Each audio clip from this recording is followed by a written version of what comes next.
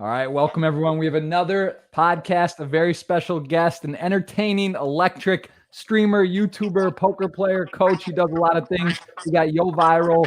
Johan is in the house. Johan, how you doing? Yo, Jeff, thank you for having me in the podcast. Absolutely, man. This is it's a treat. Thank you for being here. So, tell us first of all, I want you to tell us about yourself, but tell me, what is YoViral? What is that? Is that just like your name's Johan? You're going viral? What does that mean? What is YoViral? Yeah, exactly. That's it. That Simple as it is. My name is Johan. Everybody call me Yo since 15 years, 20 years, even more. And yeah, one day I decided to go viral, and it was when I was doing radio DJ. I was a radio DJ back in the days, 12 years ago, in 12 years ago. Paris. So I had to have a nickname for being a radio DJ. They asked me actually to have a nickname because they say it's more cool. Right. So I was like, what to choose? So it ends up to being Yo Viral. And when I That's start aw- poker, I kept the same. that's awesome. That's very cool. So tell us a little bit about yourself. You're from Paris originally, or from France in Paris, or where?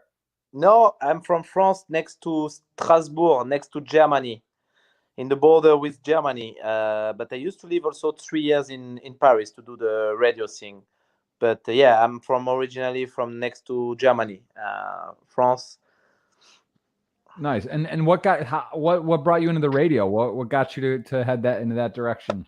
I was listening when I was 11, 12 years old. I was. It was the period.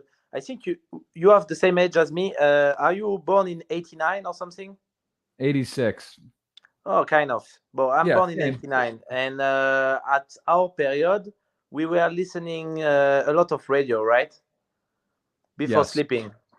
And I was using this little I don't know how you call that in English, but this thing that you put for wake up, this alarm that makes radio. We Yes. At that time we were not using the phone to wake up to use alarm. So I was using the sleep button. That sleep button put you 59 minutes of radio, and then it goes, like it stop. And like that Right. it helps me to sleep so much. I was listening people talking, like some talk shows, where they call people, where they make jokes, or where they actually they let people call to speak about sex or anything. Right. And I was listening those shows, and I was like, wow, this is amazing. I would like to present that. Hmm. So yeah, I informed myself, and yeah, it was possible to do that as a job. So when I was 18, as soon as I was 18, I moved to Paris to try to succeed in that. And yeah, I didn't succeed, but I made few works in some radios, and I had my show, and I had my web radio also, which was called at that time already Radio, like for the word, the game with the words. Yeah. And yeah, I was doing every day some show. It was back in the days on Winamp and Shootcast. Okay. So like it was a plugin of Winamp, like it was the ancestor of Twitch. Basically, you just listen to people on those things, and I was doing that in my room. And then I work in some radios and everything. So actually, yeah. So 6 years later or 7 years later, in 2015, I started to Twitch, because I was bored to just play, and yeah, so it helps me to do what I do today, meaning also Twitch, YouTube, and everything. And so but you got into, what actually got you into poker then? So you grew up, born and raised.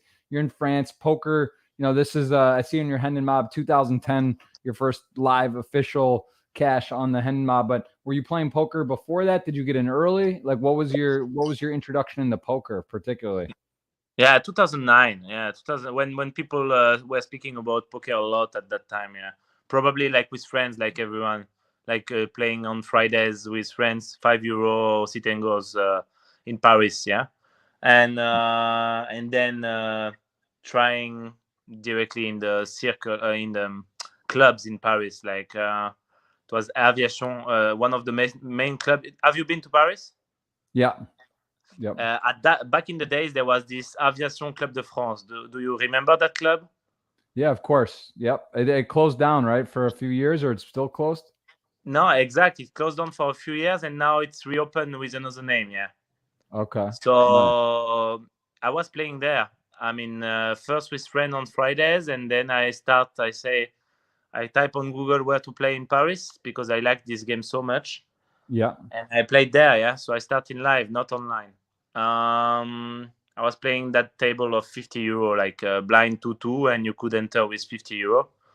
So yeah, if I was losing 100 euro, it was a big of a deal because I was not earning a lot of money. So it was a period where I lost like probably 3K, which was all what I had on my bank accounts for, like when you are young, you have the birthday and everything, your family give you a bit of money that you can use later on in life.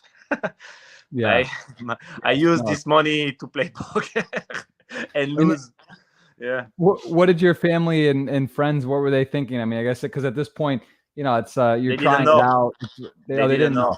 No, Okay. I didn't tell. Yeah, no. And So they didn't know. Yeah. So I had to do myself. I had to I start to read books. Like after 3 months, I was like, "Fuck! What did I do? I'm so stupid. I'm getting fucked by always the same guys on the table. Like they have to be better than me. I'm just stupid. I need to beat them." So yeah, I start reading all those books. At that time it was Kill Elki, the book of Elki, which is now my good friend. But it's like it helps me. Those books at that time was the best solution to learn poker in 2009. Yeah, so I came back on this club and beat their ass. Yeah, I took 10K in 6 months, and I was happy. I was like, maybe I can make a living out of it, and I start to quit. I quit the radio. I quit everything to focus on learning the game and playing the game. 2010. Awesome. Yeah. And did so were you playing video games, board games, any other things? Why do you think you drew into poker particularly? What was the allure of that for you at the time? And was there a friend? How did someone get you into the, did you just stumble upon it, or was it someone told you about it? You saw a friend winning? What was the excitement for you? Yeah, nice guess. It is to understand that we can be professional, it's because of a friend who was I was playing video games when I was 15 at a certain level that I played the World Cyber Game, WCG, on Dawn of War. It's Warhammer 40K. Do you know this game, Warhammer? No, I don't think so. It's a game that you can play with little things that you can paint, but it's a video game also. It's like StarCraft kind of, and Warcraft 3. Oh, okay. Yeah. It's RTS, real-time strategy. So I was competitive in that game, probably top 5 world on the ladder online. So I start, but there was no money in the game. So I just played like I was in my parents' place when I was 16, 17, and just play after school every day, like trying out the game. And there was a guy at that time who was also one of the best. He was French, and he becomes my friend. And that guy, then we didn't see each other anymore during like few years. And then one day I spoke with him on probably Skype, because I had still his Skype. There is always someone you have in your Skype that it's from back in the days. You don't speak with him since 10 years, but he's still in your Skype, and you see him connected every day, And one day I spoke with him, and I was like, what are you doing now and everything? Do you still play video games? He said, no, I'm professional poker player since 2 years. And I'm like, what the fuck? And this game, I was like, is it not about luck? He's like, yeah, there is luck involved, but you can be a pro and blah blah blah and blah blah blah. He said, actually you would love it, because I know how we train hard back in the days on that video game. And I was like, no bro, like don't put me in that, because I'm gonna spend too many hours on this, and I need to succeed in radio, and I don't have time for that, But finally end up on this, because all most of my friends were playing on Fridays, like those sit and goes €5 by each. Like you meet by someone and you drink and play poker. So I end up wanting to beat my friends, you know, and so I spoke with this guy more, and I was like, okay, bro, like, can we meet just to have few strategies more and everything, and actually we met and we went to the club together, like in Paris to play, and he explained me what I did wrong on the table and everything, because he looked at me playing, he played on the same table, and then after the table he make me the coaching and say like, okay, you did that wrong, you did that, just two times, you know, and in 2 times I learned so much, you know, and plus the books, and then I discovered those sites, you know, like the video strategic sites, and then it was like, whoa.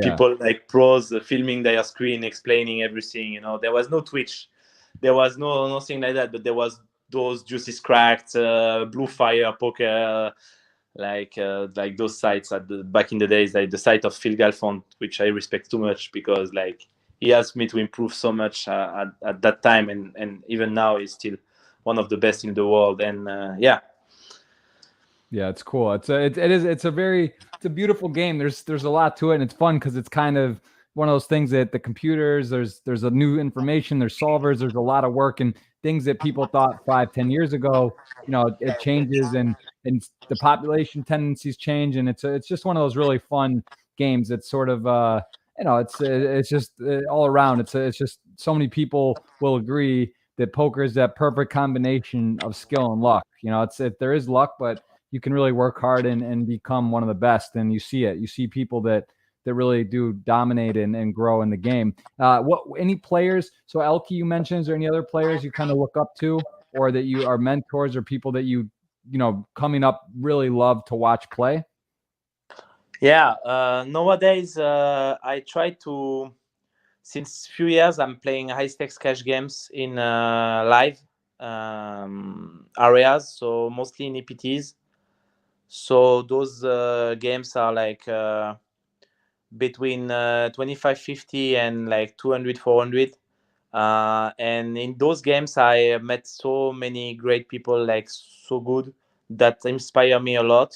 So I would speak about Bit Too Easy, for example, that I've played a lot with, and that it's a friend.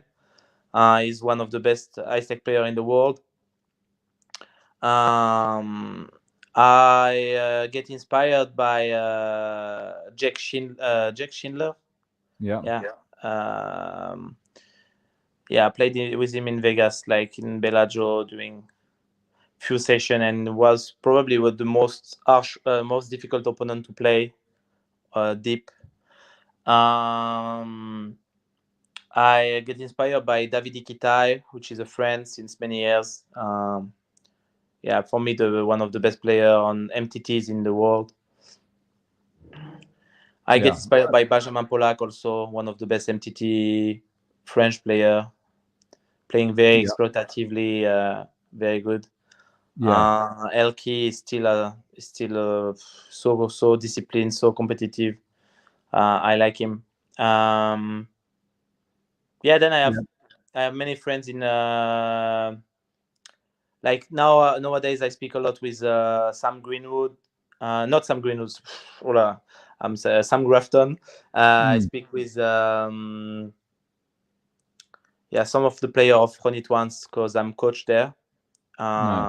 So those players, they are still a lot of inspiration for me, because they crush, and so I want to play the 25K actually, so that in live next year. So I need to step up again, because I want to step up again for being competitive in those 25Ks next year. For sure. Yeah, those are some elite players. What is with COVID and where you are, explain a bit. You're in Malta. How is living in Malta? Because explain to those watching, similar to the US, there's a problem with US in poker and legality stuff. So how does it work with being French and having to you have to move or play somewhere else, correct? Can you explain a bit about why you live in Malta? Yeah. So basically in Europe, you have three places in Europe where the professional poker player are. You guys in America mostly live probably in Canada or Costa Rica Yeah. or some Bahamas also. Yeah. Yeah. And we have the same, not exactly the same, because you guys in America like literally cannot play in most of the America. We can play in France, we can play in Italy, we can play in Spain, but we are limited to play the website of the country. So, for example, if you are living in France, you can play 4 websites, 5 actually, like PokerStars French, Winamax, BetClick, Unibet, and PMU or Party Poker, which is the same, just different skin. Yeah. And you can only play those, and you will play against like French players and Spanish player also, and Portuguese, because all 3 countries now are linked. So same market, okay? Plus regs from Germany and other countries, because basically the regs can register from Spain. Like you can register on .es, so like, but there is no regional player of other country who will play. So only regs, it's not fair, because only regs of other country can register, can know that they can register on .fr using .es. So what happened is like, yeah, it's a small market. It's limited. I played it a lot. Like back in the days, I was playing the 1020 there, like online during probably 3 years, and like having the lobbies during the night with other regs, and it was like, yeah, I made money. Italy, I made most of my money, I guess, online, because I'm Italian also 50%. So I have like some house there, and I can play there on Italy also. But then I wanted to step up and play .com. Also to have more traffic, more rooms, and actually from Malta you can play .fr and .italy also. So like you can play everything in Malta. That's, you are not limited. So that's the first reason. And the second reason is like there is no taxes for poker players, professional in Malta, and that's actually convenient, you know. Because we never know how will be the year, especially if we play MTTs. So, you know, I think it's not fair sometimes that you're gonna have a harsh year and lose money because you play maybe not a ton of volume. And I don't speak about myself because I never had a losing year, but it's just like it happens to some of my friends. And if they have to pay taxes in anticipation, because it's like that in some countries, you have to pay taxes on the previous year. Like, okay, they know that you made 100K last year, so you pay taxes for the next year. Like if you will make 100K again, but if you don't make, then you get a refund and everything. Okay, so this is like, the situation is really complicated and really harsh, because we pay taxes on the rec also to the state. So like the state take 50% of the rec. So yeah, let's say that it was more fair for poker players to be in some countries like Austria, England, and Malta. So most of the poker players, European pros, are in those 3 countries, and some of them moved to Costa Rica or Thailand. Many in Thailand. Yeah. And why did you choose Malta though, about of those other options? What brought you to Malta? The third thing is like it's an island, and I am an island guy. I'm like 50% Italian, but from Sardinia. So this is island of Italy, and like I used to live 2 years there. That's where I started playing .italy in 2010. So I moved from Paris to Sardinia at that time, and start making a living out of poker there. So I wanted something similar to that place, you know, and that the most similar to that place with no limitation of regulation was Malta. It's good weather. It's really south. It's next to Tunisia, so it's really south. It's Africa, you know, like almost. So it's good weather all year. It's party every day also, but nowadays I'm going a bit less in party. But yeah, before it was a good reason to go also. A lot of strangers, a lot of people of every country, because it's iGaming island. Like all the sites, poker sites, gambling sites are in Malta. So because they give the license and everything for the games, for the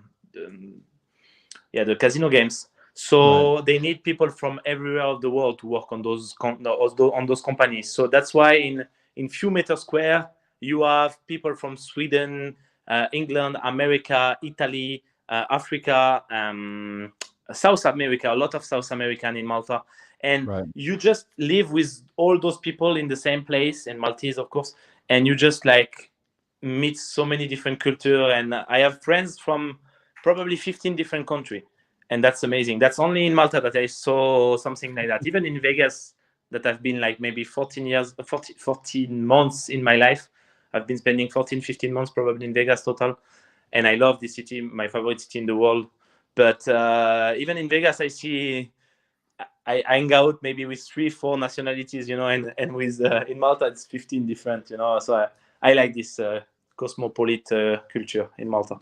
That's awesome. I mean, so you've been going to the World Series pretty much every summer since you're 21. Is that true? Yeah, every summer. And, I look in here at your Hendon Mob. So 2010, you got going, got your started playing. You have a couple results, and then I see actually this last cash game player. That's why. So I'm cash game player mostly. I became like MTT again like last year. So like when I was going to World Series since 21, it was only to play fully cash game 2 months in Bellagio and in Encore. So I was playing just couple or 3 events probably in World Series. So yeah, you cannot see any result because like the volume was too low.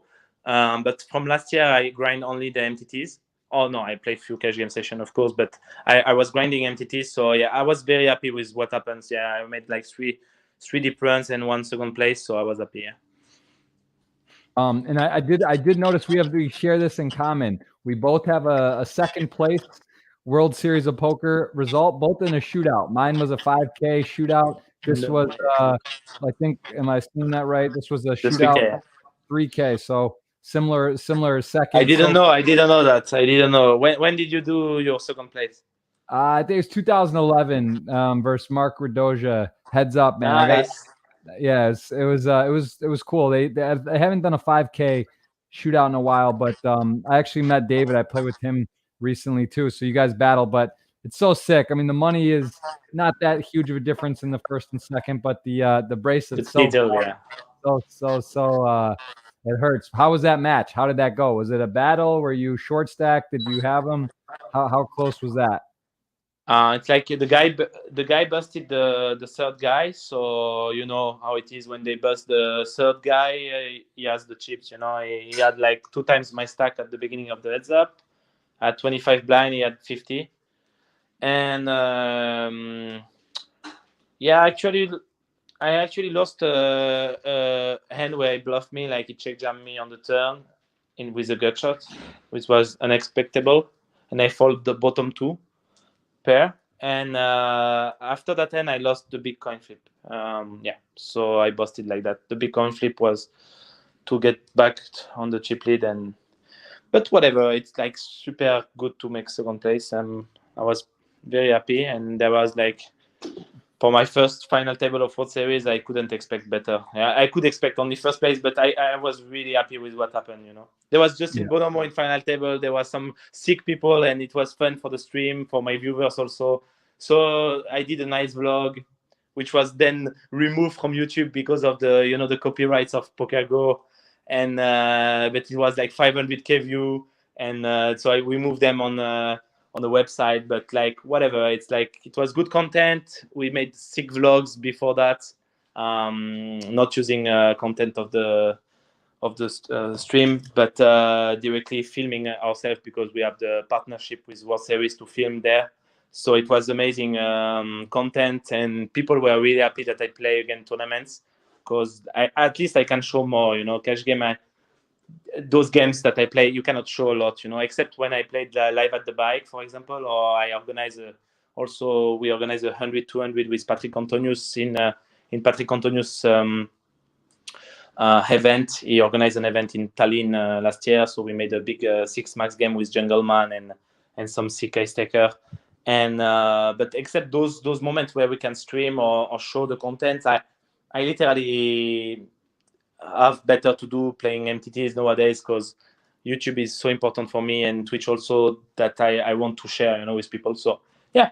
Yeah, it's great. It's good when you can film those deep runs, and especially live. It's so rare and powerful. Tell me a bit about your YouTube channel. So you have 120,000 plus YouTube subscribers. You do mostly vlogs, or you have some highlights on here? What is your YouTube consist Yeah, I'm of? doing only, the point is I'm doing only French content, because my followers are from France, but I start to have people from abroad. The point is I always made French content. So I know sometimes it can be a bit pissed off for people from abroad. But I focused on my community that was there since the beginning, and I'm into French. But yeah, like for example, last two vlogs I did were in like 70% in English, with subtitles for French people, because I'm hanging out with a friend of me which speak English very good, and she's Serbian, so we don't speak in French. She doesn't speak French, so we speak in English. So in the vlog we are speaking in English. So yeah, maybe it's gonna be more and more of that. So for now it's vlogs, it's tutorials also, how to play poker, how to make winnings play and everything, like some tips in French. There is like some documentary, like you are watching a documentary now that was made. There is some courses that I did in some TV show in France for poker in French. There is some best of my streams, of course. Yeah, a mix of different things. We will now start to review some hands, like some famous hands and everything, some things like that. Some hand reviews. That's cool. What do you enjoy more, YouTube or Twitch? Because I see, here as well, you have a very strong Twitch following, and you've been doing this for a while. Looks like you've streamed a fair amount, and you've got a very good channel. Which do you like more, to make a YouTube video or to stream live? Nowadays, I prefer YouTube. I stream on YouTube, actually. I stream mostly on YouTube, not on Twitch. I stream both, basically. I use both. I use Restream. It's allowed me to stream on both. So, but I prefer YouTube because of the video part, that you can leave the video and put great content, But That's awesome. I do both. I stream on both, and I have more people following me on YouTube than Twitch. And show me, I'm looking here now at your website. This is some coaching that you do and some other stuff, but also I want to talk about your setup, man. You got this chair. It's like a spaceship. You were at a final table on Party Poker. It was pretty amazing. It was you, Matt Staples, Brian Paris, and you guys were final five. There it is. Look at this thing. I mean, that thing is absolutely insane. What is that? You can go on my, if you want to show it good, you go on my YouTube, you type YoViral setup, and there is a video on it.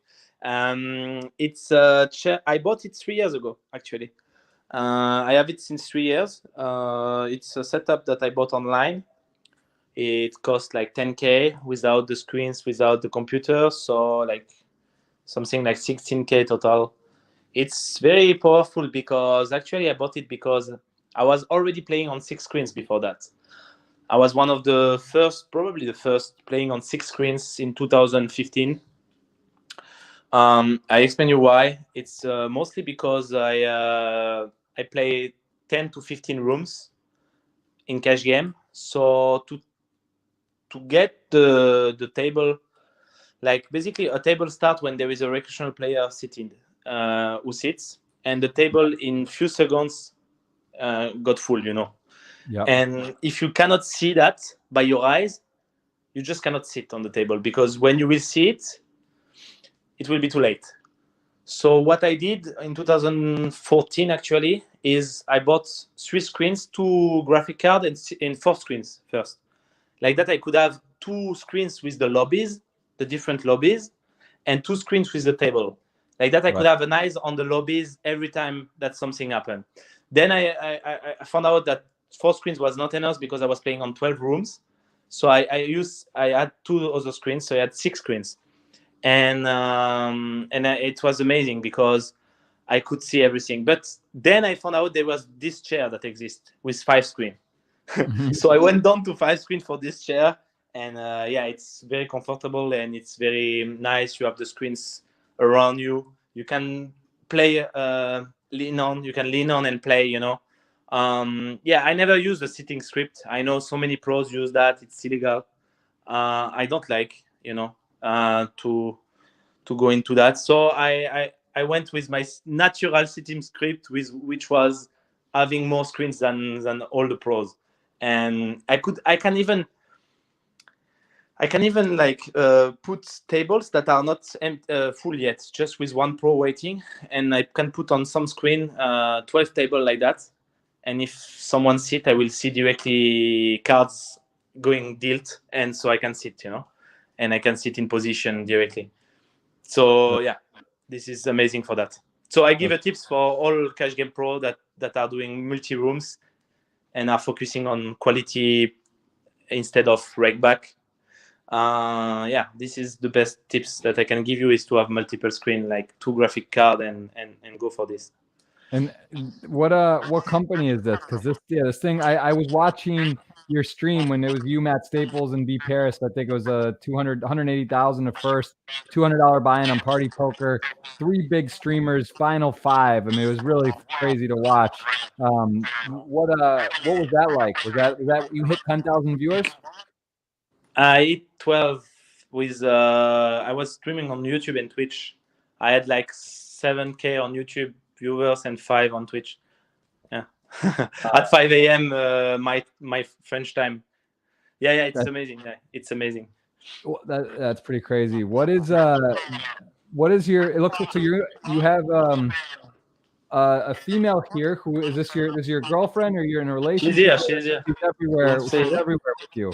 What's going on with this? So we got to clarify for the females out there. If you're off the market, she's in pyjama. She's in pyjama, so I will not show. Hi. Okay. She's there. I just say hi. She will say hi. She's yeah, of course. She's we are in a relationship, open relationship. So yeah, we are traveling. She's Instagrammer actually. So she has good content on her Instagram. She's doing the gym, so now she has good butt. she's going to show to the girls how to work out and get like results on fitness, and yeah. Very nice. So you're okay. So, and where did you guys? Did she play poker too, or no? No, but she understands very fast, because she was sitting next to me like when I was playing the World Series, like those weeks, right? And I can tell that she understands very fast by the question that she asked. She's a quick study. Very nice. Yeah. And what's your? Are you sponsored? You're currently with Winamax, or you have a sponsorship, or you're independent? I'm independent, totally independent. Well, so I was sponsored in the past.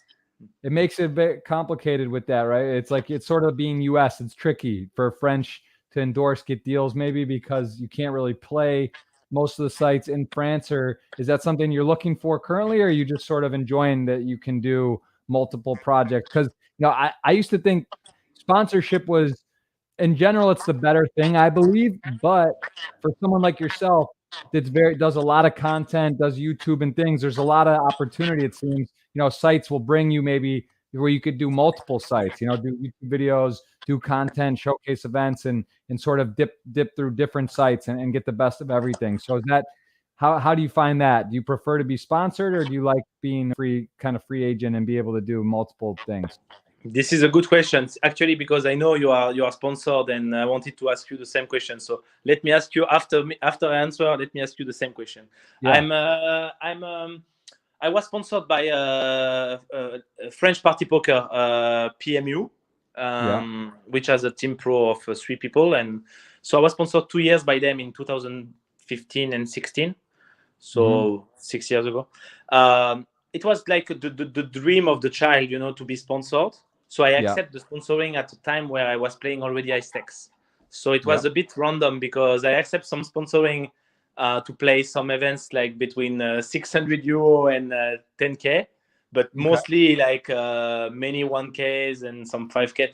But it was, after 2 years, I realized that in terms of money, like it was almost break even, like not even break even, because I was like just spending those weeks to play, to represent the sponsor, and to play some really low game, and couldn't play my actual stakes.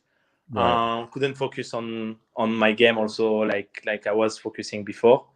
So I decided after 2 years to stop. I can accept today's sponsorship for a room, from a French room or international room, but it has to be like a big sponsorship with eye rollers and everything. That, to be honest, so it has to be like I play eye roller, and I make content on them for YouTube and for Twitch, and I promote the website. So if it's something that can interest the site, my way to think is like, I'm not just a player. I'm filming everything, and I'm just like streaming and just like putting the website in the first place that he has to be, in the place where he has to be. But yeah, it has to be a win-win. So yeah, I'm open for websites.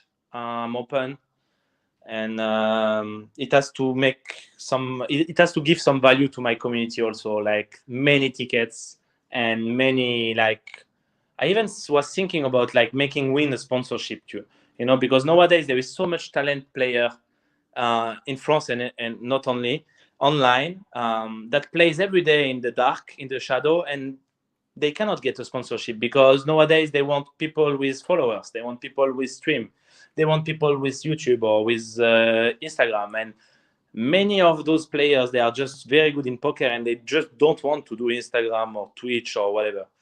And I understand it, so why not making someone truly win sponsorship through the room, like with some contest in cash game or in tournament, or why not in both? Some 20K contract, 25K contract, maybe 50K contract for a year, and giving the opportunity for a very good player to play big, to play bigger than he is playing now, and yeah, to represent a room in the technical way, like before, So yeah, see, if a room is interested to that, I'm willing to be the dire guy for that, and for everything. Everything is possible, but it needs to be something that match my actual targets, which is playing the 25K next year, and I will play them no matter what. No sponsor or no sponsor, I will play the 25K. I'm doing affiliate, by the way. So I'm doing affiliate with many rooms, French, and yeah, even GG affiliate, by the way. So yeah, I'm doing a bit of affiliate, and yeah, I would answer. So it's interesting. It's interesting to answer your question about kind of what I think or what I've learned. I was with Poker Stars before Party Poker, and they were very, very exclusive, to the point of, not even really to play. You can't play on other rooms, like not even show it or whatever. So that was a bit of a bummer, because you can't just take some of the better value tournaments across, and also for a stream, for Twitch, you want to show the best everything. So nice about Party Poker is they do not limit me to that. But on the other side of it, I do think there is a inflection point, because I think if you take maybe 10, 12, 15, 20 of the best, or more sizable streamers or YouTubers, I think there's a pretty big advantage for them, because you like, sites will give you tickets to play. They'll give you incentives. They'll pay for you to go to their stops or do some stuff, right? There is that point. So if you're now sponsored by X and you're giving up Y, Z, A, B, and C, you're now limiting. Yeah, you're getting paid or a contract, and that's cool. And it's nice also, like you said, it's kind of the dream, right? To be sponsored. It's like a thing. You have a salary, all that. But I do think that being a free agent has its advantages too. And I think obviously, depending on the deal you're able to secure, it might be close or could even be better to not have an exclusive. Now, I'll say for me personally, Jamie Staples and I, we run co-managed Team Party Poker Online. Rob and I, I'm very happy with the deal. It was pretty, I'm very happy with it. For me, I think I wouldn't change, but I do think that if you're a streamer, if you're a YouTube content and you have a strong setup, you shouldn't settle for like just any contract. I think you want to have a good deal. So many. Most of the time, it can be even a trap. It can be even kind of a trap. Yeah, you think it's a good deal, and at the end of the day, you just end up like making way less than if you would be free. And mentally, you are not free anymore. Also, so like that you cannot talk too much about other rooms and everything. You know that you cannot show when you play on other room. There is many. By the way, when I was sponsored by PMU, I told them directly, I will never accept the sponsorship if you guys don't allow me to play on Stars, on Winamax and everything. I was playing on everything that I wanted at that time, So they accept, So it was okay. But still, in terms of like, on the long run, like playing small events, like live, going 1 week or 2 weeks for those events was very nice experience because I met so many of my followers and everything. But after I need to go to my goals, Yeah, and I like I said with Rob Young and Party Poker, Rob is very, very realistic. He'll say, "Look, Poker Stars is the best with the software and the guarantees they do." So it's not like hiding. Whereas I think when you're with Poker Stars, for example, they're protective because if someone leaves or you're promoting another site, they're to gain, right? Whereas if you're on GG or Party Poker, likely someone already has Poker Stars, right? So it's not as a big deal to sort of showcase like Stars or other sites. You see what I'm saying? So I think it depends which site, where you are, what they're that's true. What you do. So I think it's. I honestly think GG is doing great in those time. Yeah, I honestly they really put great feature. Like I get stacking, like I can sell my stacking with no markup, with no markup. You can choose markup or no. You can choose. You have no fees. Like yesterday, I was sending videos. In my setup, I was sending video on the table of the 500 mini main event because you can send video on the table, so the guy can hear you and see you in the setup. They were like, "What the fuck?" You can send message in video in your poker table. This is normal now. We are in 2020. All the software should be able to do it. Like even to put the webcam. If I want to put my webcam full, I should be able to put my webcam. If I want to interact with people, I should be able to do so in videos. So that's logic to me, and I think GG is on the good way for that. I honestly like Party Poker also because Party Poker is a website that do great event, and I play on them, on Sundays. So yeah. Yeah, no, I agree. I think it's good. There's competition as well, right? It's nice. Yeah, not just one site. It's healthy. It's healthy for the game. Yeah, and PokerStar has still the best software. That's what I think in terms of playability and everything. But they all have something, and now it's more like, many sites and not only one site that dominate everyone. That's more fair. What do you think about software or real names? I see GG starting to do it. They're making people do it. It looks like with the WSOP, Party Poker was the first to take the leap for World Poker Tour and some of the other marquee events. Where do you stand on the real name? I'm indifferent. I would say I prefer it because I know like some people can multi-account easier without the real name, I guess. So if it can help to make people stop multi-accounting, for example, it's good. So I hope it helps. I hope rooms are doing the job of tracking if there is bots. I hope all those things are done. I really hope that, and I really hope that that we are playing in a safe environment where there is not those things. It's It's one of those. It's a tough spot. It's very tricky. What do you think about HUD, the heads-up display statistics where you have on players? Do you use HUDs? Do you believe in them? Do you like them? Yeah, I was using them, but now nowadays you can only use them on stars, almost.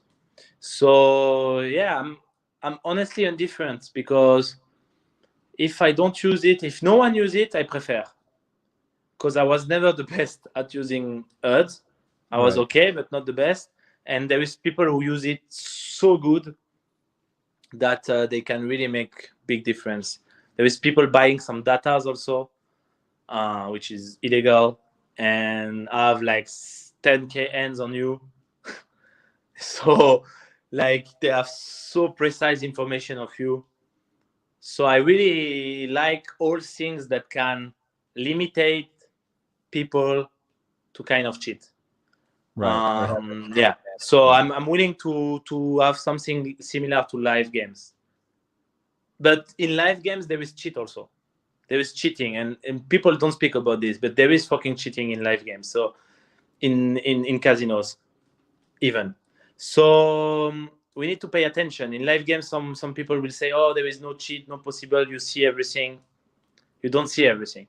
There is so many ways to get cheat in live games, and I get so many times cheated. And I only spot few of them in high stakes, even in middle stakes. So yeah, got to be careful, and don't think that online is rigged when live games are sometimes like really cheat. And yeah, it's not about rigged or no, it's some players really cheat, and yeah, if we can eradicate players who cheat, that's the most important. Yeah, you gotta be alert. You gotta keep your head on a swivel and understand anything that has money, high stakes, these type of things. People are looking for advantages. Tell me. Yeah, Go ahead. you can, yeah, for me you can use any tools for coaching, for getting better. But when you use those tools directly in the session, this is not fair. Just like you have to remind the things, and yeah, don't use those softwares or whatever that some people use to try to play GTO, or just use those software without playing, like to learn, to review one hand quick what you played during the session, end of the session, or you want to review one hand, boom, you go on your software of GTO, you put the hand, okay, it was like that, okay, boom, what should I should have done, and next time you play better. But don't use those things that sometimes you see that are completely like, everyone should be like responsible of saying, what I'm doing now, is it fair or no, is it legal or no? And if it's the answer is every time no, just stop. Just stop to do, because you will not feel happy at the end of with more money earned that way. You will not feel more happy in life. So yeah, that's what my message for poker players, because it's all poker players who have to control themselves, and yeah. Absolutely. What? Tell me a bit about what COVID is like. How has COVID affected you, and what is it like in Malta exactly right now?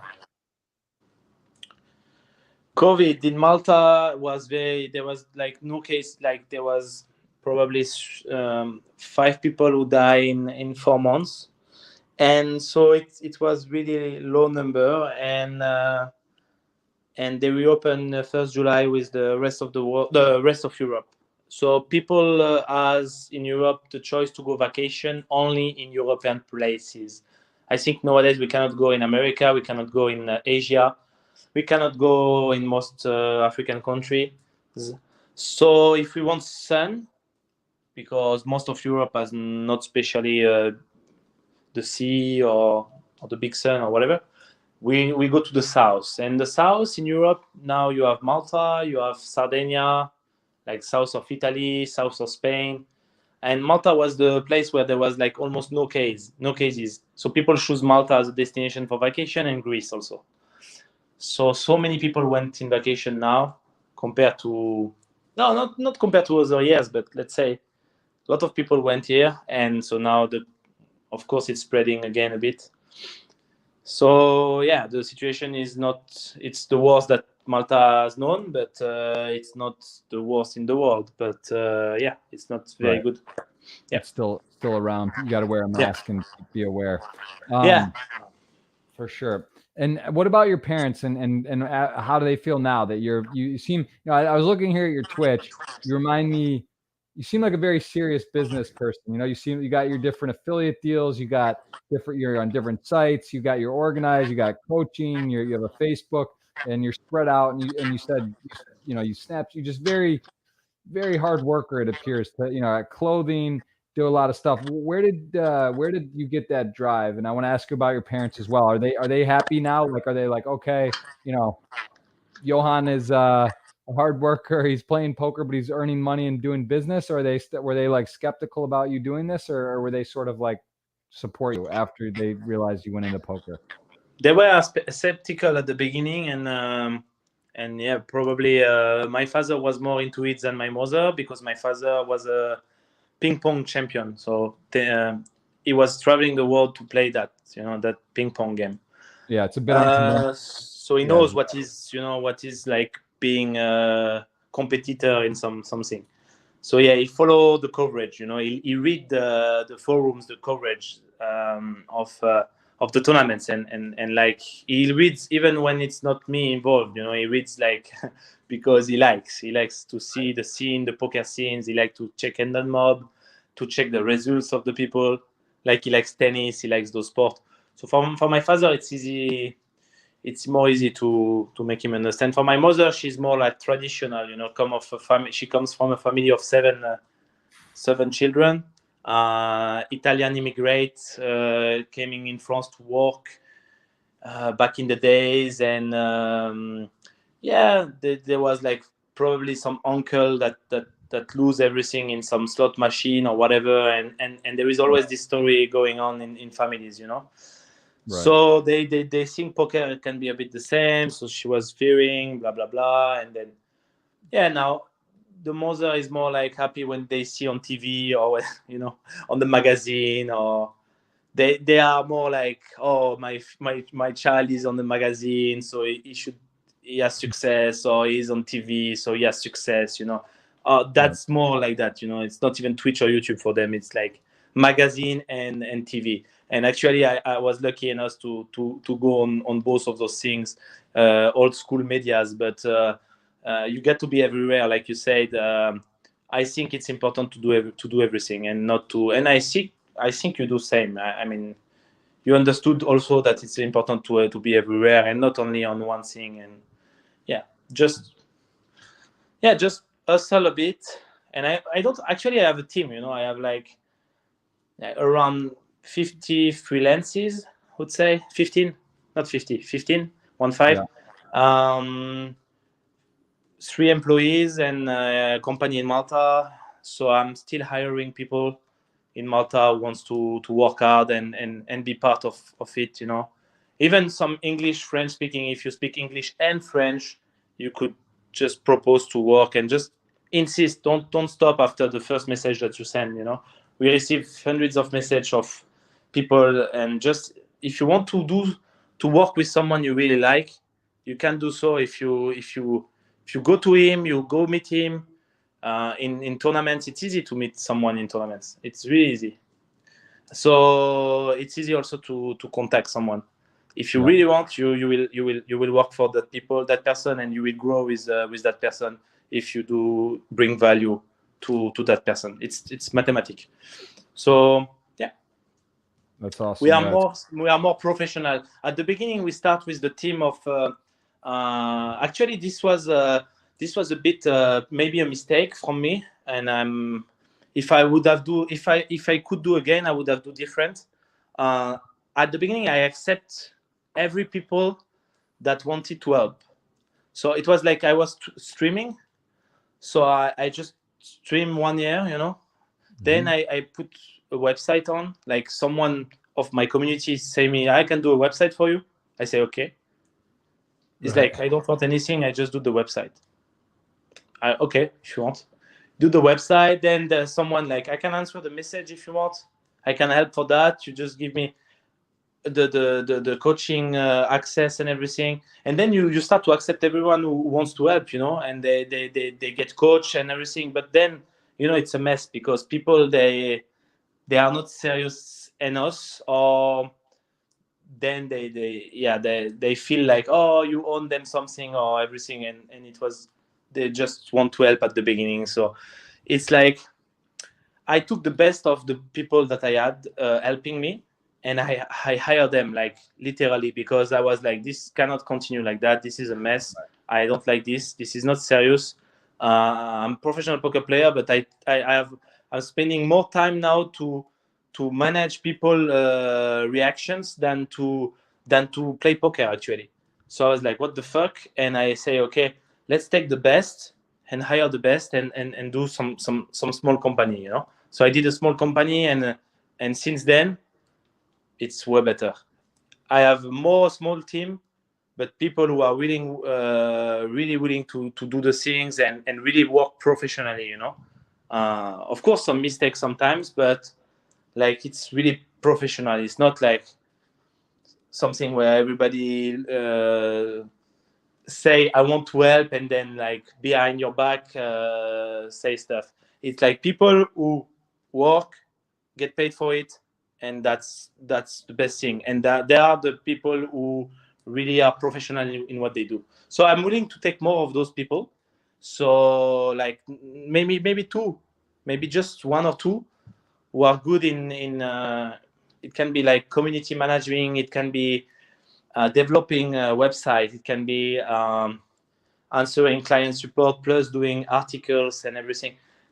And the best is when you know how to do many things. When you know how to do many things, it's you can be irreplaceable, like almost irreplaceable, and people will want you. If you know only to do one thing good, it's still limited, especially for small companies. They want people that can do many things and that are willing to There's a lot of crossover. There's a lot of different within what you do. I think we're very, like I said, pretty similar with content and doing different things. It is important to have great people. You have to have a great team. As you said, you haven't been posting on Twitter, and it's time consuming because I think what was the way we were talking before the podcast? How did you word it? People just see the result of content. They don't really see the effort. What was the way you worded it? I really liked how you said it. Yeah, because you were saying me, actually those things take time, and those things you were speaking about social medias, and I was realizing that too. So I remove application of my phone sometimes, because it takes so much time. And I was saying like people will see the result of what you do as a content creator, but they will not see the process. They will not see the process. It's all a process. Like they will not see the hard work. Yes. They will see, for example, like I'm on my terrace, so it's not to show off or whatever. Oh, they will say, okay, this guy is lucky, he gets a swimming pool or whatever. But they will not see how many years I worked to got something like that. They will not see what problem I had, what people fucked me, they will not realize how much we had struggle moments and everything. And now, for example, they see the stream that you do, but they don't see how you prepared it, how you managed to talk good in front of people, to speak, to ask the right questions, to make things happen, even if sometimes there is a problem, technical problem, some alarm before there was an alarm in your building, and this shit happened, and they don't see all those millions of things that are running. They see the result. I'll say for Twitch in particular, especially being on the road and having to not be able to stream from the US, traveling, places, Brazil, New Zealand, remote areas, bad internet, the Twitch streaming in particular, the grind of all that goes into Twitch streaming, it's very intense. You have to make sure the internet's good. You need these right cameras, you need Stream Deck, microphones, shit goes out, you lose wires, you're traveling, your bag gets lost, this happens. it is a constant, it's not easy. And I think there's a reason why, when you have 50,000, 56,000 Twitch, you have 120,000 YouTube. This takes time. It also is hard to start, right? You start, you got 6 people watching you, you click live, no one knows who you are or whatever, and you have to enjoy it. You have to want to do it because it is not all great, and there's times where you sit and you lose every tournament. You play a Sunday, can't win a flip, you get sucked out, and you're sitting there like, oh, hello, I'm playing poker, this is fun, but I'm just losing money and getting crushed. So you have to be able to have the balance. You have to have that gear because it's not, so many people try it, they stop or whatever. So, you gotta enjoy it. You gotta love what you do. And I'd say that's obvious in what you do, that you love content, you love streaming, you love people, you love poker and all that. Before we take some questions, what would you say is your favorite thing about poker? What have you benefited the most from with playing poker? That you learn about people better than in life. You learn about people reactions and what they think. You understand the psychology of the people then in life, in real life, thanks to poker. Yeah, that's the main thing, I think. What is yours? I mean, I love the relationships, the people that I've met for sure. Contact interesting, different people, learning a lot from them. But also, I think freedom of schedule. Although it's a lot of Oh my work, God, amazing!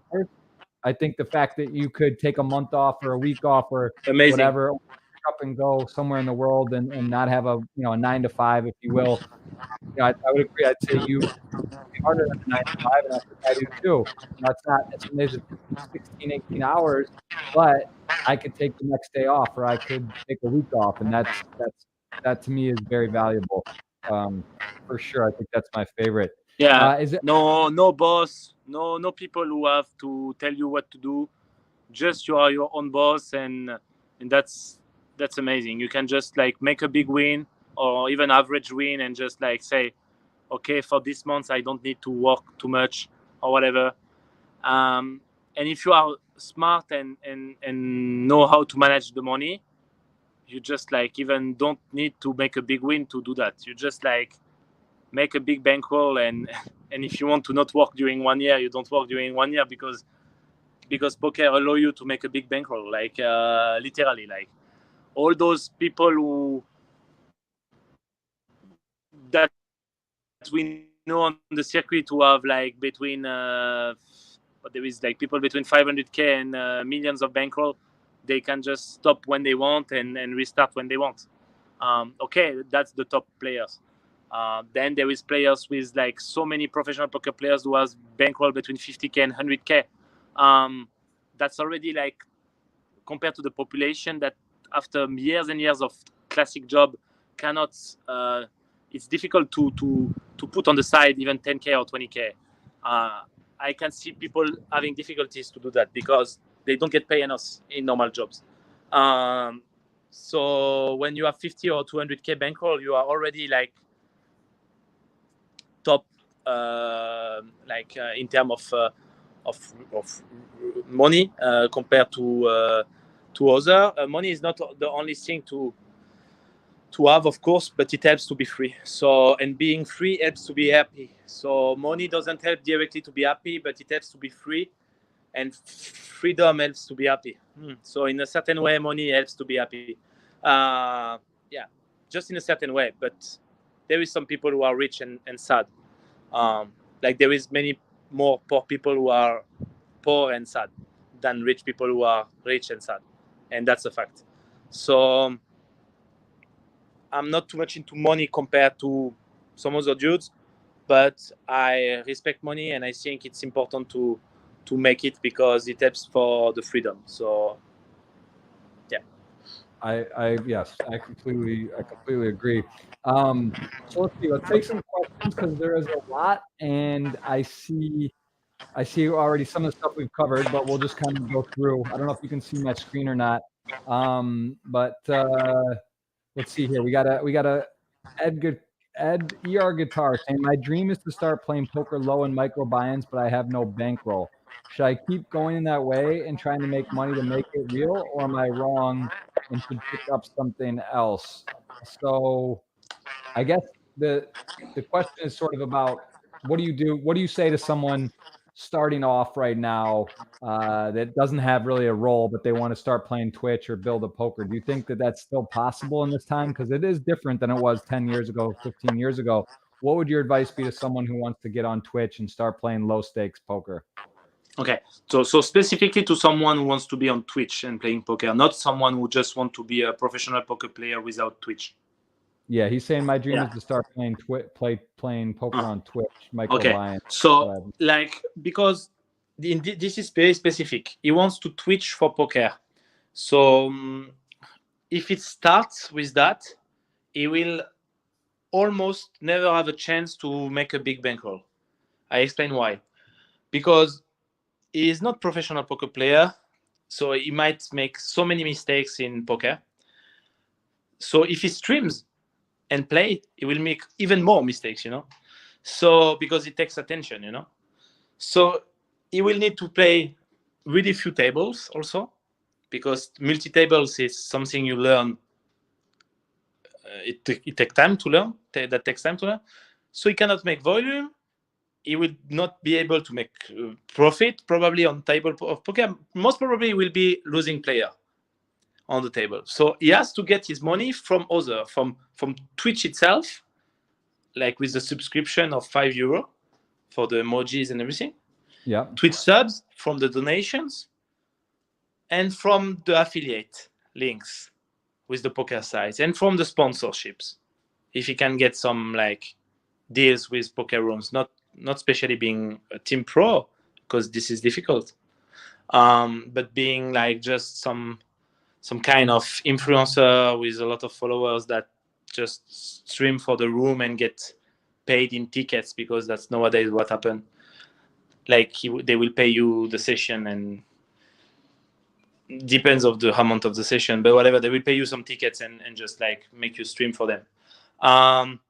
So he can do that, and I advise him to do completely try to make a show, then to make something like very funny, very very different than other, and because it's either he's good in poker and he can make money even if he's streaming, so this is okay.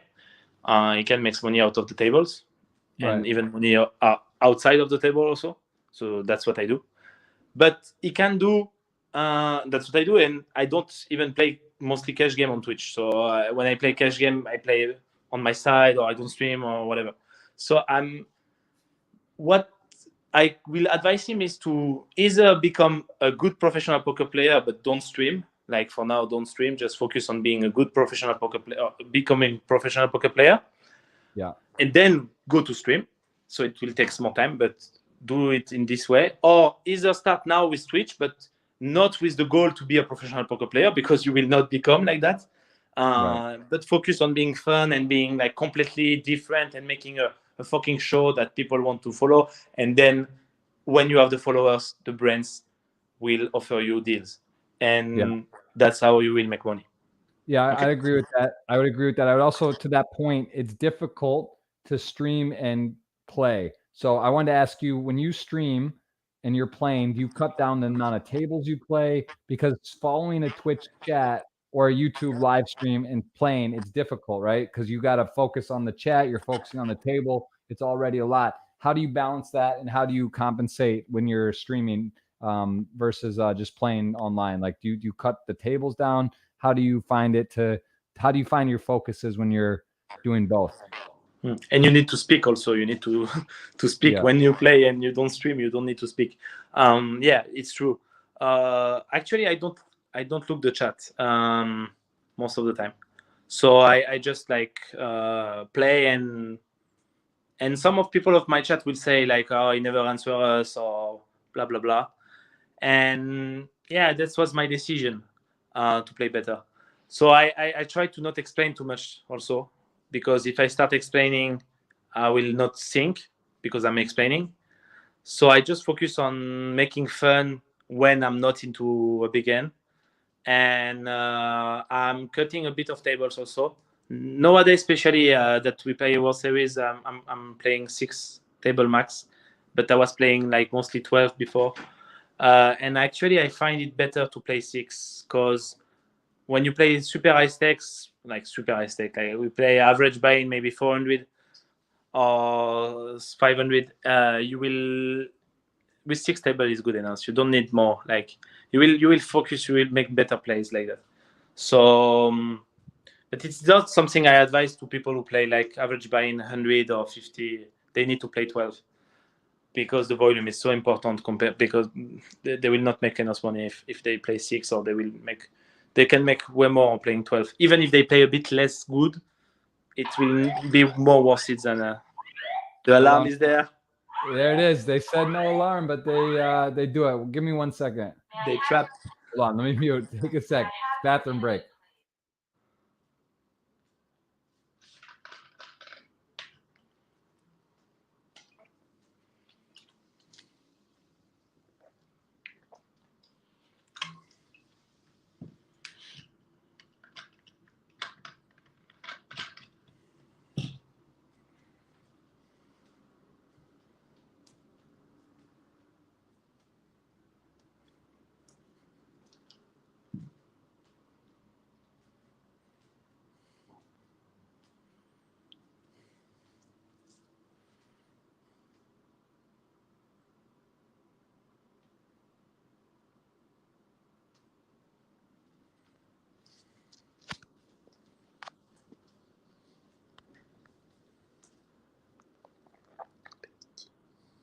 Somebody made a profile, something like on funds but private site On VIX. Yeah, you will have many. But now when I'm small and I can stop, I will stop. No, baby, because it doesn't. It's not. It will happen every day 10 times. You will not. It's not worth it. For now, It's not worth it. You will lose your time and you do not the application again. But you don't need, because every day it will happen. So every day you need to download the application. Think on long run. No, it's not good. You think on long run. If you think on long run, it's not good. Be famous. Let them do. They will. You cannot do anything about those things. It will happen every day. I have people selling my programs for €100. Yep. Really? Of course, baby. I have 10. We found. Yeah, I pay. I'm paying lawyers and everything. Of course, they contact every of my new follower. DM every of my new follower. And? But they sell. They make good money. Baby, this is just life. It's success. This is success. This is success. They will make money out of you without you knowing it. They will have mug with your face. You will have. You see mug. It's not even you create the mug. Like. Yeah. Just stop Instagram. That's the most important. Delete that shit. This is where you get stuck.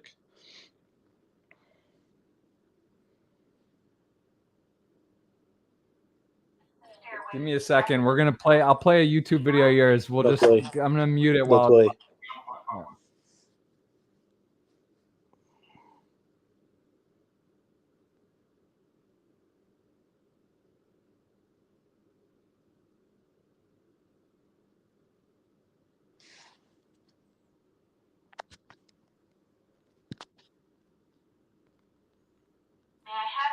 Which one? Give me a good YouTube video. I give you Johan. an English one. An English one. Okay. Yeah, I got it.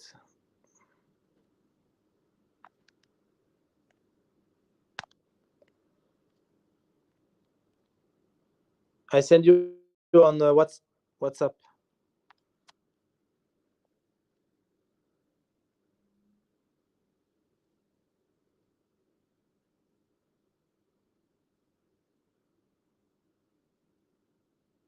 Guys, we have a fire alarm. We're gonna let this go. I'm gonna try to mute this.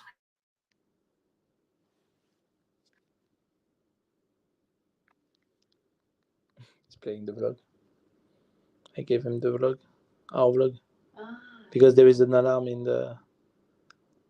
in his building, so he played the vlog till it stopped. There is an alarm in the building before the stream also. Some tests. So he's playing.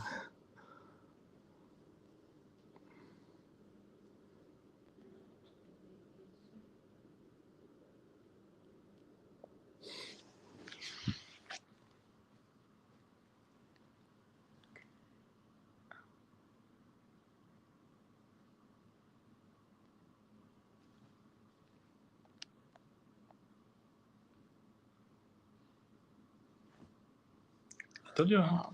Yeah, this is. I told you. But The color. this is impossible. Yeah. But I don't care because you cannot say anything. But I told you. This is completely impossible.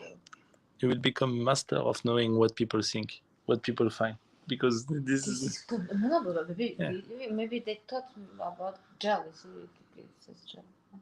No. Maybe they saw this. No. Yeah, it's a gel for the back. Because I'm also. Yeah, they thought about gel maybe. Just comment. I wish it's No, I don't comment. I let them speak. I wish.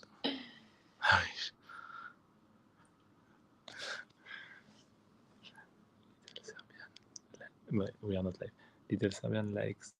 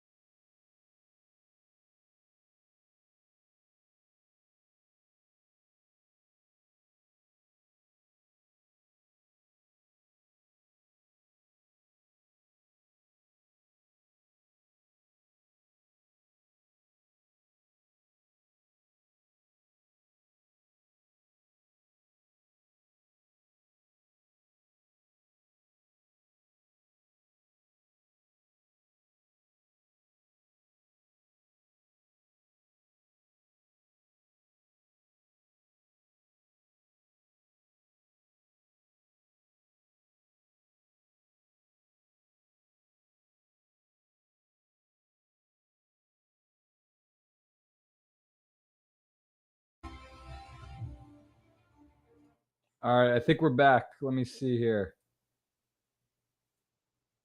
Trying to unmute Mike. Maybe YoViral can unmute. Are you back? Hello? Hello. Can't hear you. I muted you and now I unmuted you. Are you on mute yourself? I cannot hear you.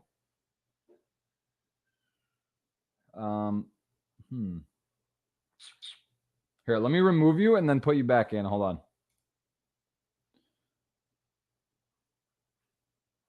All right, try now. Can I hear you there? It's weird because it doesn't show muted. I can't hear. Let's try this again, guys. Sorry for that delay. I apologize. This was something that was supposed to be done earlier, and now it came back. Let me see.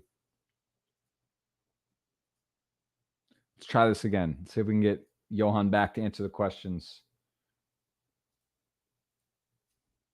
Let's try again. Ed, hello. Can't hear you. I wonder if it's my end. I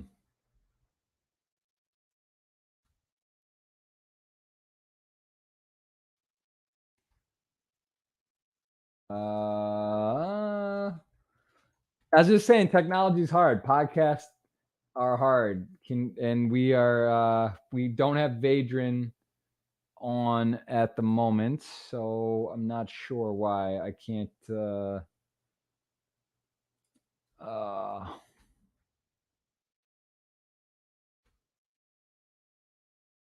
Bear with us. Bear with me for a second. Sorry, Johan.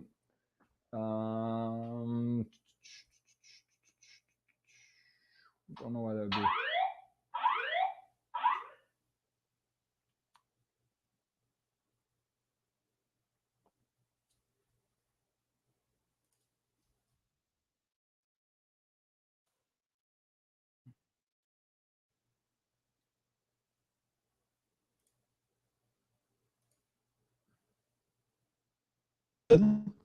Yes, now I got you. You're back. Can you hear me? I delete all the apps that was running in the background, and probably it helps. Yeah. Okay. Sorry about that. Yeah. Fire alarm. We had a little. Everyone got a coffee. Took a break. We watched a little video, so we're good to roll. Let's keep the questions going. I forgot where we were. That was a wild moment. We were on the question. We did the first question with the guy who wanted to start twitching and doing poker. Yeah. We answered. Yes. Okay. We talked about the France poker scene.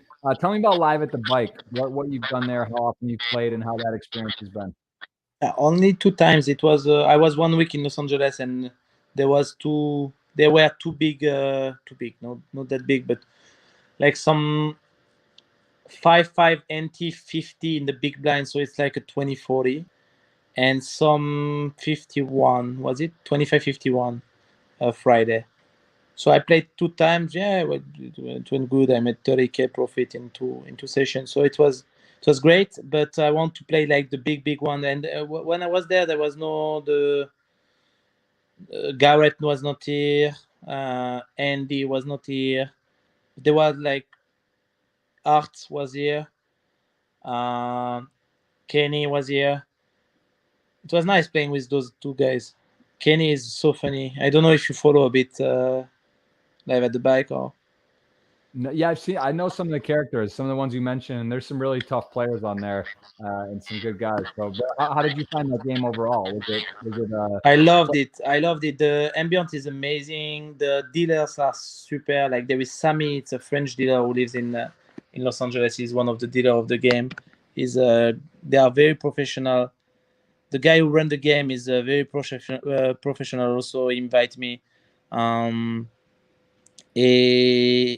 No, it's a super spot, and I want to play again there, even more higher stakes. I want to fight against Garrett and Andy. Yeah, I played Andy in Bellagio back in the days many times. Those are good players. What do you think about LA? You like the US, you said Vegas, one of your favorite cities. Is this somewhere you could live permanently? If you, let's say you could stream online or whatever, would that be somewhere you would want to live? Yeah, exactly. It could be somewhere I could live. Yeah, I could see myself live in Vegas. Maybe one day.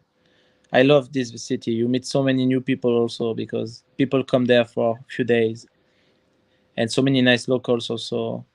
Great place, great place. I really like it. Like, and the villas are not even that expensive, and there is like nice swimming pools and. Yeah. Yeah, it's a good spot. Someone asking again, we did cover this sort of. What was your feeling about the final table taking second? You mentioned that you're happy with the result. It was your first World Series final table. Was there anything you would have done differently when you were heads up? Do you feel, did you feel like you were going to win? Was it super intense? Like what was going through your mind when you were heads up for a bracelet? Because it's not often, right? It's hard to get to a heads up situation for a bracelet. Of course. I felt I could win when I start with 25 blinds, he start with 50, and I grind the limp pots. I was bluffing him in the limp pots, and when you bluff a player that is not really a professional poker player, and you manage to pass all those small bluffs, you think like, okay, the guy is bluffable, so I can win. I don't need even good cards, so I really feel I could win. But then he bluffed me, so he bluffed me big, in some pots where I was completely in value. I knew he would not trust me, but I couldn't expect he would like check jam the turn with a gut shot, like 3x pot or something, or 4x pot. Right. I don't remember exactly the stack size, but I pot the turn and it just went check jam. So I fold bottom two, which was like a bluff catcher, because he couldn't check jam just top pair, because like he led out on the flop and checked the turn, so like top pair would have continued to lead, so it was like either better two pairs or straight, and there was no flush draw on board, so that's the point also. So I end up folding, so I cannot even reconsider that. I'm happy with my fold. We even run it on pure solver, and even with the range that we assign it and assign him and everything, it was like just break even call or something. And I'm think exploitatively is a good fold. But people will say me like, yo, if you would have called there, you would have win the bracelet, blah blah blah. And I'm like, yeah, but you never called there. You just never called because it's a fold. So right, yeah. No, you got it. Yeah, it's important, I think, as well in poker decision making. It's not a big deal. I know it's never happened. It's just frustrating because they told me that it wouldn't happen, but it sounds like it's part of the stream, Yeah, like it's something happening. Like it's hard to plan things, man. If you wait for everything to be perfect, you're never gonna do anything. Exact. There was a 6 figures donation on your stream, bro. That's why there is an alarm. Someone sends 100K. That would be a good alert. That would be worth it. That would definitely be worth that noise. All right. Well, hopefully that's done. Give me your favorite food. Whoa. How do you come up with those questions, bro? Twitter. We're on the Twitter question. Twitter. This is randomness here, man. My favorite food. Fuck. It's I like too much food. I like way too much food. I think. I'm gonna ask her. What is my favorite food? Escargot. Exact. Escargot. Snails. Very French. Very French. High school. I know that word. All right. Favorite food. Oh, I want to ask you about football. Obviously, France won the World Cup. Congratulations. Yes. That is very, very nice. Mbappe. Yeah, Mbappe. Yeah, I carried my card with me, man. I got the. You have the card of Mbappe? Nice. The 10 right there, Mbappe 10 sticker. That's the little noisette. We call him the little noisette. Yeah. The little what? Noisette. No, because there is an influencer, a French influencer, who say he's a noisette because of the round head that he has. The noisette is nuts, I think, in English. So we call him the nuts. But he's the nuts. He's so good. Yeah, he's definitely a star. What about the World Cup of Vegas soccer, the edition? You know, I don't know if you're familiar with that. Have you seen that? You know, they have every summer the Vegas the soccer, they do a tournament, World Cup. I France. didn't know. Oh, come on, man. You've not seen this? There's bro, you got to compete next year. France is in there. Everyone. There's like, you know, all I the saw players- that. I saw that every year. It's 5 against 5, right? Yes. It's But yeah, I never go in the team. I don't want them to lose. I don't want them that they lose. I don't want France to lose. You know, I want France to win. If I go in the team, it will not help. You know. Are you oh, you're not. So that's I No, guess bro, that I'm so bad. I'm like even my sister is better than me in football. Like okay. I'm so bad. You should come though. It's great. It's actually I'll give you a YouTube cheat because it's a lot of the best players, poker players, some of them play as well. So you get to, you know, a lot of interviews and talk, and it's fun, and you see all the best you see the best players that play football as well. And it's just fun because you go there and hang out, but it's good YouTube content. So next summer you should go document France's run at it. So Okay, I will probably come for making a vlog there, and yeah. But do you guys do that in basketball also? No, but we could talk about that. That would be, maybe you could organize it, because I've only been football so far. Basketball would be fun. I would play. I'm not good, but I would play. I would play basketball. I'm not very good, but I'm tall. I'm 190, and I know this is a little advantage, but I'm not very good now. But football, bro, I'm horrible. We got a question here. Which is the poker player you respect the most? You've already answered that. We can go back and watch that. You've mentioned several guys that you respect and play. Asking about the main event, best World Series of Poker, best place. What was your deepest run in the main event? I made 336 place, I think, in 2012.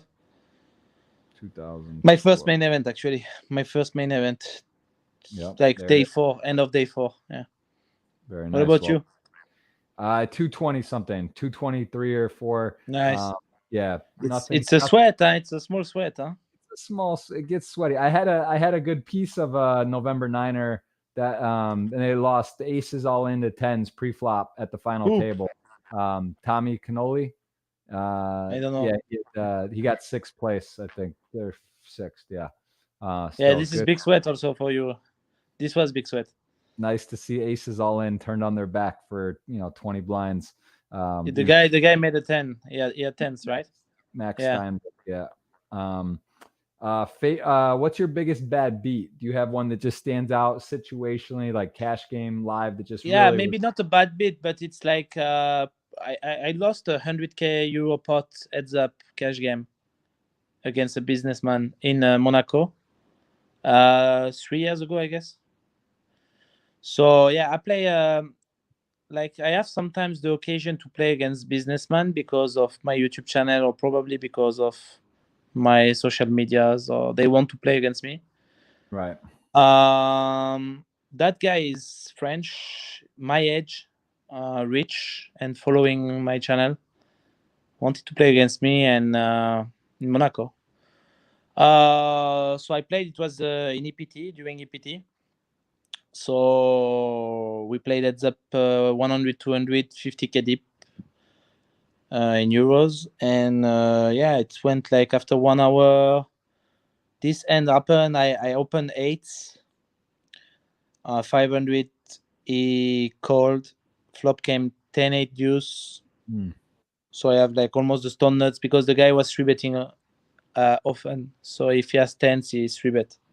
I mean, heads up anyway, whatever, your middle set, it's the nuts.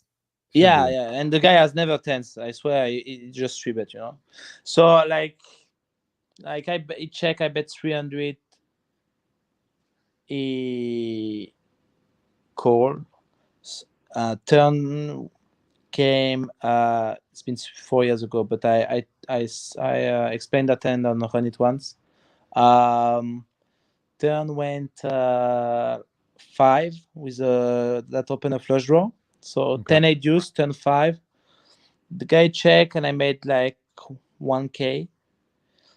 The guy check raise 4K euro. Actually, I was filming with my phone because like the guy give me authorization to film for vlogging.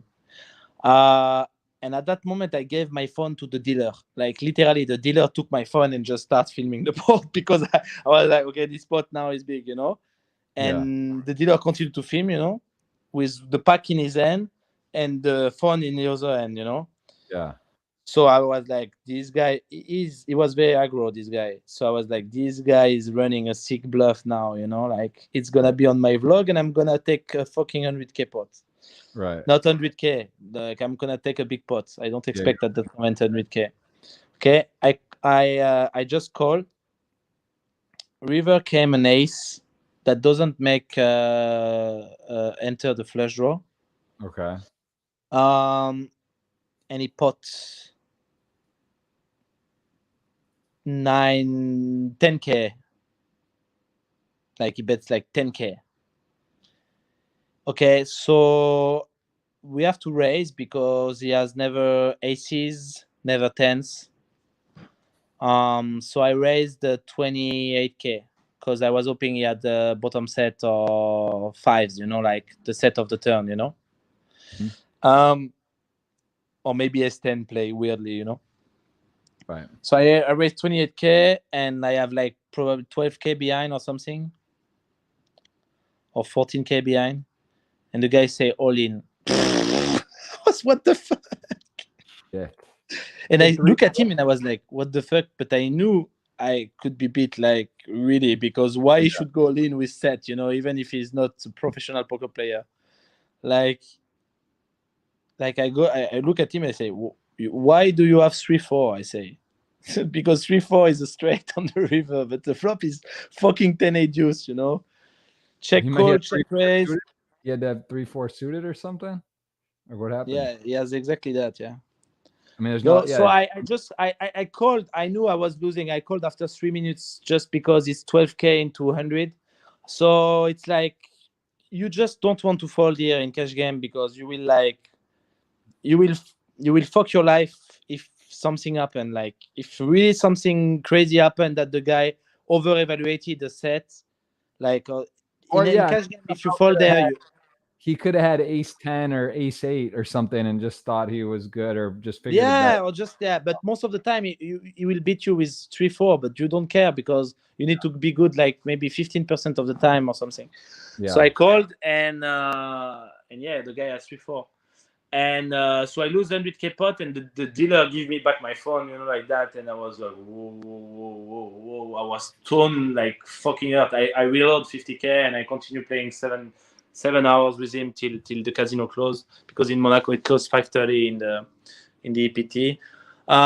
So the guy promised me to play again and everything, but he left.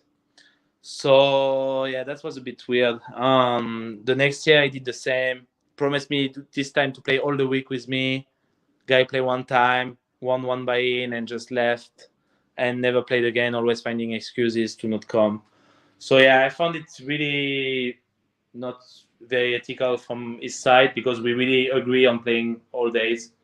But whatever. Like now he has nice story to explain. So in fact, sometimes my friend tell me that they've been told that one guy won 100K pot against you. He's just explaining the hand again. Everyone, like okay. Yeah. I explained it on Run It Once like that. I could go on some concept on this end, even if it's against not a pro, but it was my biggest beat, let's say, not bad beat because it's not exactly a bad beat, but right.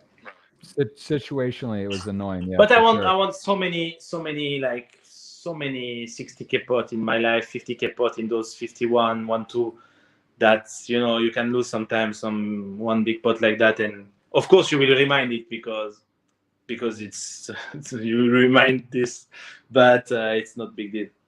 Yeah, that's I mean, that's usually how it works, right? You remember the biggest pots. It's easier to remember those 30 ones than the ones you win. That's just normal Definitely a sick hand. I see here on your Twitter you talk about Bitcoin, that you're a Bitcoin believer. What's this? You just Oh yeah, see, or what's that about in particular?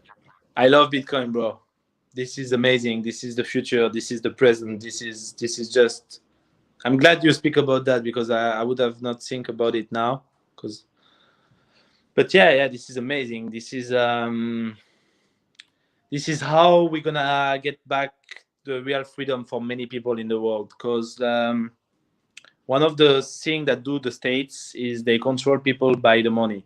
So by the money they print and the money they make people use. So if you use their money, you are a slave of the state. We are all slave of the state, but in a different way because some of us are rich slaves.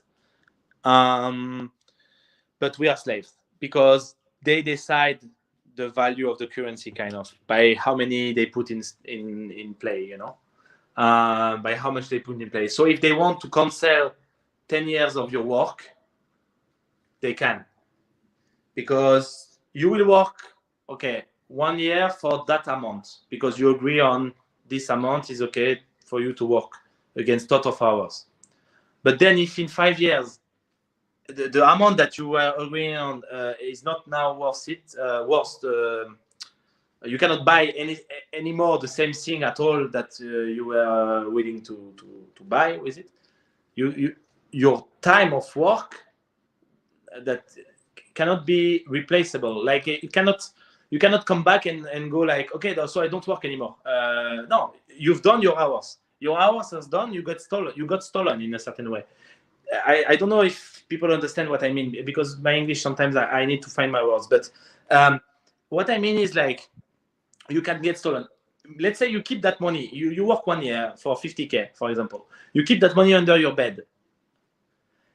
In 5 years, with those 50K, you cannot buy anymore anything compared to what you could buy with 50K before.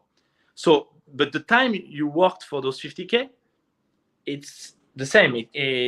But the value of the reward you got is not the same anymore. So you got fucked. So the only way to not get fucked is to spend that money, like almost right away. Like that, it doesn't get devaluated. But the problem if you do that is you always have to work to get again money because you have no stocks. That's a problem. And in certain country, it's at its maximum. You know, in US or in France or it's kind of okay because it's not devaluating that much compared to those countries where the Mexican pesos or the some country Venezuela or even in Africa in some countries where they really fuck the people. They really fuck the people because we are like, they can do what they want. You know, they can do what they want and the money is worth nothing. And those people have worked a lot and now they have money that is worth nothing. You know, so that's I don't like to be controlled like that. I really don't like. And Bitcoin cannot be controlled by anyone.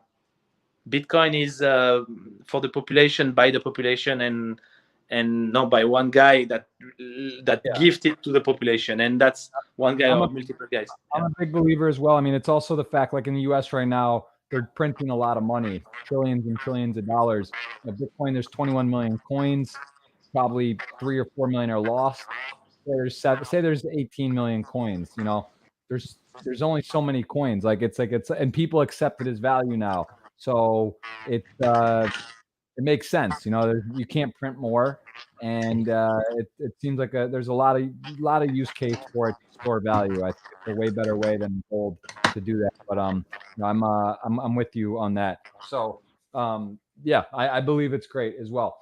Let's there's a lot of questions. The nice part is I see that we've covered a lot of them. So we've gone through a lot of these. And let's see, a question about sports. Do you play any sports on your own? What do you do for exercise and stay in shape? I go in the gym, but I don't play sports. Yeah, I go in the gym. And what about 8-game PLO? Do you like any other games? You just play no limit cash tournaments, or do you play other variations of poker? I've played PLO 4 during the period online. I've done good. but I also swing a lot with that format. So I prefer to stick to all them mostly. And sometimes I play some events in PLO. Like last year, I played the 3K PLO in. I think I bubbled it kind of, but in Vegas, I like PLO 4. I'm just not a fan compared to all them, which is for me the best game by far. But yeah, I don't play any other game then. I don't even know the rules of most of the games. So I played. I've played like Raz. Friend of me teach me a bit, like, but just like. That's a whole nother. I got lucky in one event, like, but randomly. But I don't play those things. Yeah, and let's see a couple more here. And if you could not play poker, if you weren't doing poker, I know you like radio initially. What do you think you would be doing right now if you weren't playing and being a poker content and professional poker player? I would be I would be a YouTuber. That's what you enjoy the most. What do you love about so if you had to choose YouTube or poker, if you could only do one, what would it be? You would do something else on YouTube, travel, or just make your own content? You would just find something to do? I would do YouTube. But I would do poker all my life. So I will still play poker all my life. I can see myself going at 60 years old or 70 years old in the World Series. You know, I really can see myself going every year in Vegas and see Jeff Gross 70 years old on my table and say, Jeff, you remember that podcast? Yeah, right. That's what I wonder. What will it be? You know, it's like funny because Twitch is only so new. YouTube is only so new. I mean, it's older, but like, yeah, 20 years from now, it's kind of hard to imagine. I guess it changes. Like, you know, you have kids, you have family, do different things, different periods, and things change. But I don't know. Yeah, I love what I do. I think you love what you do. It would be kind of interesting in 20 years to see what's going on. You know, and I'm sure we will be. I'm sure we'll be on the same tables because, poker is so. You can notice that people who play poker, who have been once playing poker for a living or for a long period, they play all the life because it's the most interesting game that exists. I think you cannot get bored of poker almost. It's very difficult to get bored. I think you can get bored of being a pro and grinding every day, like multi-table and everything. That's for sure.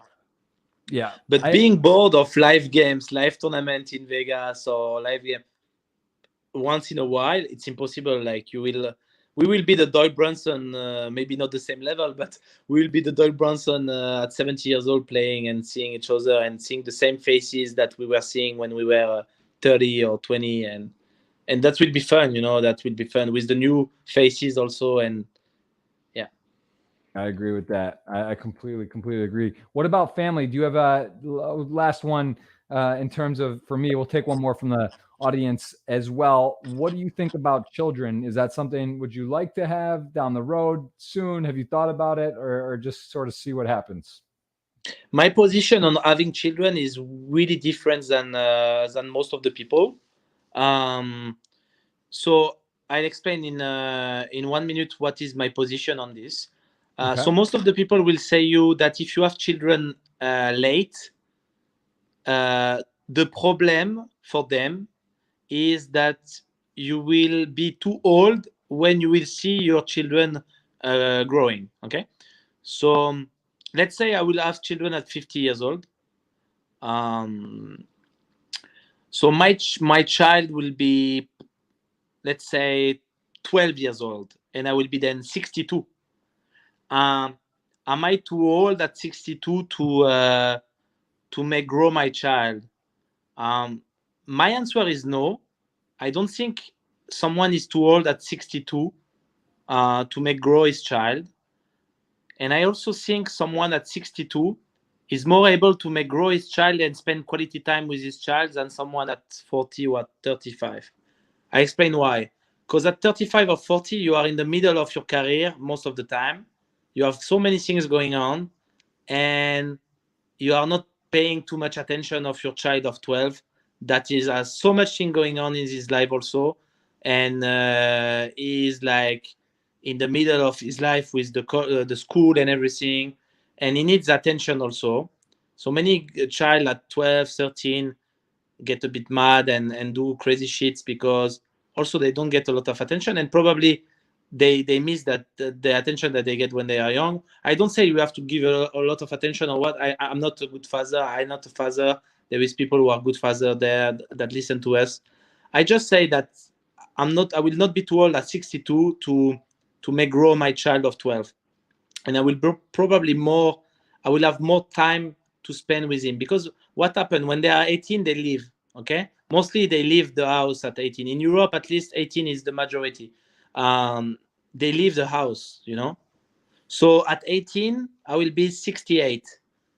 I don't think he will leave. He will leave. So I will see him only in weekends when he come back or whatever. Okay. So I think it's good, you know. Like 50 years old sounds like a great age to have children, you know. And I really think I will have children at 50 years old, honestly.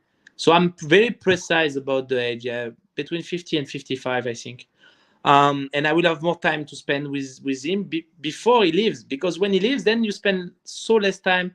And I want to have the quality time with my children when they are young, you know. And I think I will have more time for myself when I will be 60 than when I will be 40 or 45.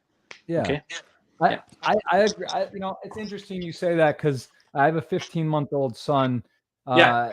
It's great. I love it. It's fun. But, you know, to your point, right now I'm 33, and yeah, I'm pretty active in a bunch of things I'm doing. So it's like, you kind of have to decide. You have to really set your schedule right and organize, or else, you know, you can miss a lot of the quality stuff. So it's still having a schedule, being organized, but I could see either way. It depends. Like, it doesn't necessarily mean right or wrong, and there's advantages to both. Yeah, definitely. Exact. It's not right or wrong. Like, you want the children, you wanted your child because you are very good with the mother, probably also now, and this is the right moment. You know, if the mother also wants the child, it's important to do it also because of the mother. Because you will not wait that your wife will be 50 or 45. You know, Right. because of course, women, they cannot do child so late in the process. So this is also super important, of course, and it's also because my lifestyle is to not have an exclusive relationship with girl. So that's my choice, you know, since few years. But when I will have children, yeah, probably I will be in that relationship where I will, of course, trust a lot the mother of my children, and I would have to have spent a lot of time with the mother of my children before. Yeah, absolutely. No, I agree. It can be also that I change my mind and go for children at 40. You know, like, it really can be. You know, I don't think before 40. By the way, I don't think it will depends also on the mother, but it's probably not be before 40. Yeah, makes a lot of sense. Give me an organizational tip with all that you do. Do you have a set schedule? Do you stream certain days? Like, are you always playing on Sunday and that's the day you stream? Do you organize like coaching? Like, how do you just kind of go? Do you actually sit and say, here's my week, I'm streaming these days, I'm doing this day, or do you just sort of see how you're feeling? Oh, I just stream once a week. I just stream Sundays. Since 2015. It's just now that there is World Series, I stream twice a week. Right. But Sundays and another day that it's planned under my Twitch channel. But that's it, yeah, for the stream. Then I do some videos of YouTube.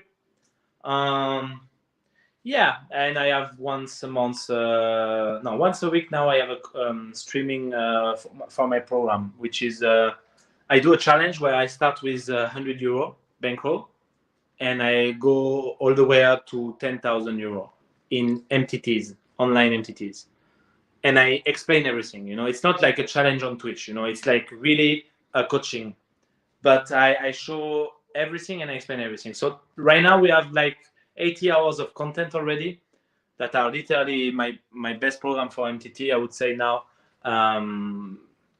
And I'm only at €230 of bankroll after 80 hours, because we are playing 25 cents buy-in, 50 cents buy-in. Now I'm playing €2 buy-in. So I will go all the way up to 10K and filming everything, and it's once a week, and the replay stays in the membership area. So yeah, That's awesome. it's called Challenge MTT, but it's in French, of course.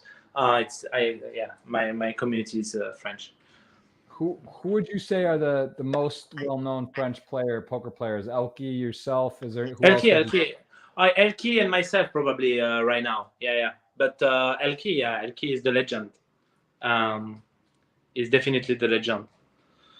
Elke's been on the podcast. Really interesting guy as well, and and genius, just genius. You know, he was a genius in StarCraft 2, hard worker also, but also genius, mix of both. In StarCraft 2, he was like so good. He was one moment he was top 2 in the world, where there were no French, no European players that were that good. You know, at that moment. Yeah, it's definitely pretty crazy. Pretty crazy. Your microphone? I think I have a problem with the microphone, or maybe it's my phone. I don't know. Yeah, you just cut out for a sec, but let me see. We've had a couple audio issues. That could be me. Could be you. You got the Blair Witch going. Blair Witch style podcast. You know, you're flying around. You got a pad there. We've gotten a tour, a nice tour as well. So I'm sorry.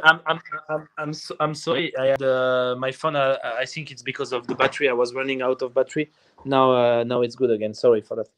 No, we're good, man. We covered a ton. I honestly, I really do appreciate it, guys. This is a man that is a very hard worker, a grinder. He's got, he gives some personal life. He gives some body, some nice excitement in there. He gives fun, comedy. He gives poker. He gives lifestyle. So you cover a lot of different genres. You can see, there's some skin shown and everywhere, and there's a setup. I mean, ridiculous. I gotta look into this chair. You got to send me the name. Bro, don't take it. If you take it, I'm not unique anymore.